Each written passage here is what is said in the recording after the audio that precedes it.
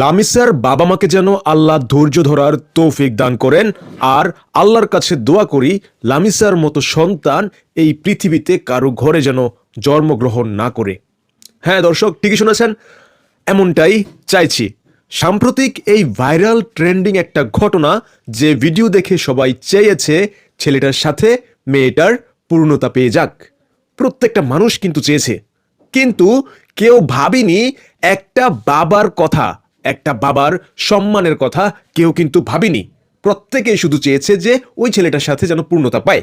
ঠিক আছে, যে মেয়েকে 18 বছর ধরে নিজের কষ্টের ঘাম ঝরানো উপার্জন দিয়ে একটু একটু করে বড় করেছে, দিন শেষে সেই মেয়ে ভালোবাসার মূল্য দিতে পারেনি।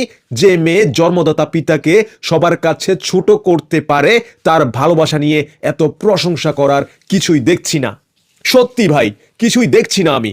18 বছর ধরে 18 বছরের ভালোবাসা যে অস্বীকার করতে পারে, 18 মাস পর কোনো পারিবারিক ঝামেলার কারণে এই ছেলেকে ছেড়ে আসতে মেয়েটার সময় লাগবে না।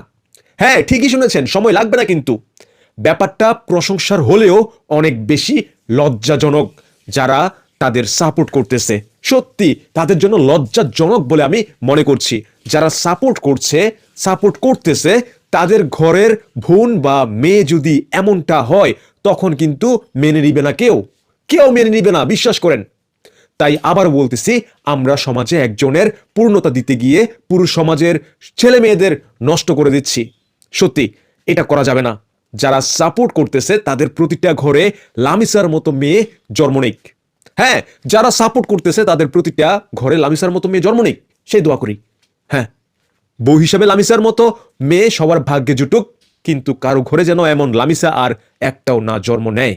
হ্যাঁ, পরিশেষে একটা কথাই, একটা বার্তাই দিব, এমন কিছুতে সাপোর্ট করবেন না যেটা আমাদের সমাজের 100টা সন্তানকে নষ্ট করে দেয়। মাথায় রাখবেন, সব ছেলেরা লামিসার প্রশংসায় পঞ্চমুখ।